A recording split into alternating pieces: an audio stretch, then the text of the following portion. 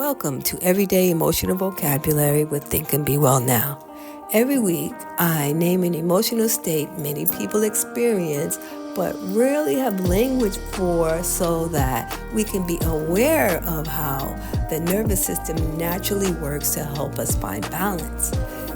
And as this Gregorian calendar year comes to a close, there's often a lot of pressure to reflect, to evaluate, or to make sense of everything that's happened during the year, which is why I've chosen completion as the everyday emotional vocabulary word of the week. Because completion is the emotional experience of recognizing that a cycle has ended, whether or not everything within it was actually resolved. It's the moment that the nervous system is registering this chapter is now complete. It's finished. And that's not because everything went well or because everything was finalized, but because a time boundary has reached for that element. And you might notice emotional completion when certain experiences no longer pop up automatically when your attention relaxes. For example, you don't have them reappearing while you're driving, you're showering, or you're laying awake at night. The memory might still be accessible, but it's no longer going to suck you back in, and your body won't brace when the thought does pass through. And your attention isn't interrupted by the urge to replay, explain, or revise the memory of what happened. You might still care about the people or the work related.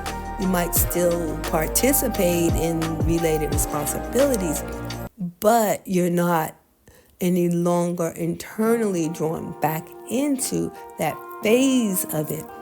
And you know this is happening because the urgency drops, the emotional charge around it lowers, and your attention frees up without effort.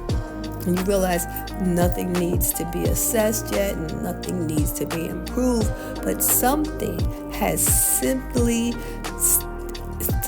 stopped asking to be continued. And we can shift the kaleidoscope of our perspective to see that completion isn't success or failure.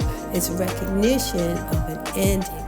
And completion is now allowing the nervous system to release its grip, not on the responsibility, but on the continuity. And without completion, the nervous system would keep carrying things forward that no longer belong to the present, whether that's a thought, a belief, a habit, a personal reality, etc. There's no need to give it any more energy.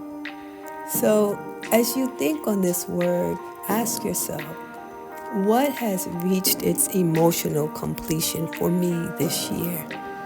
Without judgment, no need to summarize it all, to just be aware. And in this sense, completion isn't about closing the year perfectly. It's about recognizing that the year is complete. And when something is recognized as complete, like a wave, the body begins to come to rest on its own. If you like what you heard, please like, subscribe, share, and join me again next week as we close out the Emotional Vocabulary Series for 2024. Until the next time.